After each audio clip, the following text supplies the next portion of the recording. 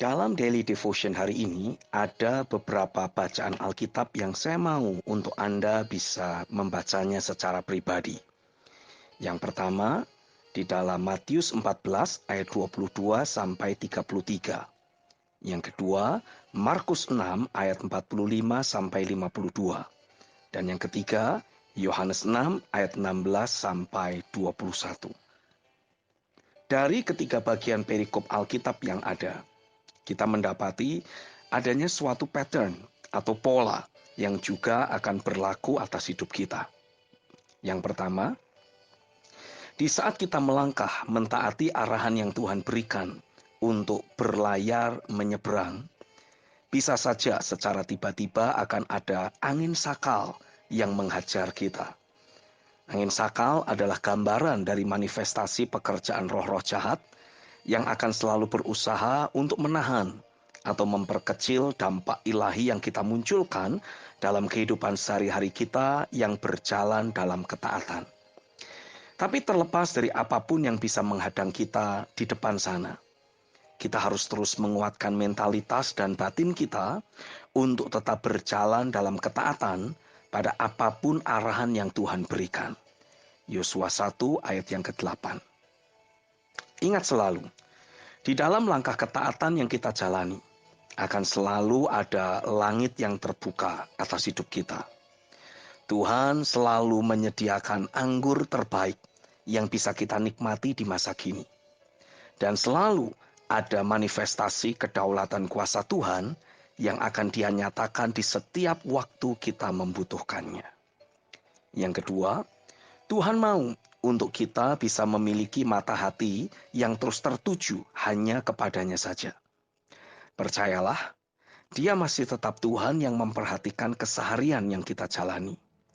Dia juga melihat dengan bagaimana perahu murid-muridnya dihantam oleh angin sakal dan diombang-ambingkan gelombang.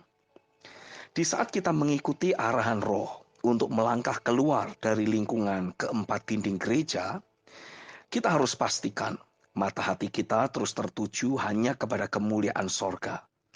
Inilah yang akan menjagai kita dari berbagai godaan yang datang dari kemuliaan dunia ini.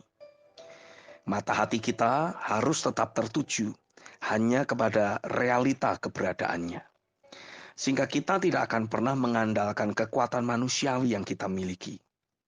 Mata hati kita tetap tertuju hanya kepada tujuan ilahi yang sudah Dia tetapkan. Sehingga kita tidak akan pernah tergoda untuk mengejar ambisi atau keinginan hati kita sendiri. Hadirnya tantangan dan hambatan yang berasal dari roh-roh jahat. Padahal kita sudah melakukan hal yang benar atau akurat, hanya menunjukkan bahwa apa yang sedang kita lakukan betul-betul sedang memberikan tekanan yang hebat atas berbagai pengaruh kegelapan yang selama ini menguasai suatu domain tertentu. Dan mereka sedang berusaha dengan sekuat tenaga untuk membuat kita jadi terdistract dari tujuan ilahi maupun keberadaannya dalam hidup kita. Musuh tahu mereka tidak akan bisa bertahan dalam menghadapi kita, kecuali mereka bisa membuat mata hati kita jadi terdistract dari keberadaan Tuhan dan tujuan ilahinya. Yang ketiga, akan selalu ada manifestasi pewahyuan tentang keberadaan Tuhan yang dihadirkan oleh Roh Kudus dalam kehidupan kita. Dimensi pewahyuan inilah yang akan membawa kita berjalan di atas air. Membawa kita terus menikmati perjalanan hidup sehari-hari yang penuh dengan keajaiban atau mujizat. Tuhan membawa kita menikmati suatu jenis kehidupan sehari-hari yang dibedakan dan diistimewakan dari antara bangsa-bangsa lain di seluruh dunia. Adalah sangat penting untuk kita memiliki telinga yang mendengar dan mata yang melihat, untuk bisa terus menyelaraskan kehidupan atau batin kita dengan frekuensi sorga. Wahyu pasal 2 dan pasal 3.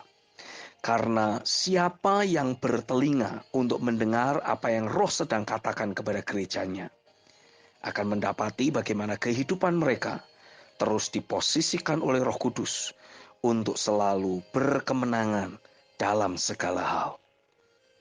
Yang keempat, di saat kita terus bertekun untuk selalu melibatkan keberadaan Tuhan dalam kehidupan sehari-hari kita, mengkondisikan diri kita selalu mengutamakan hadirnya keberadaan Tuhan secara nyata, maka kita akan mengalami bekerjanya kedaulatan kuasa Tuhan.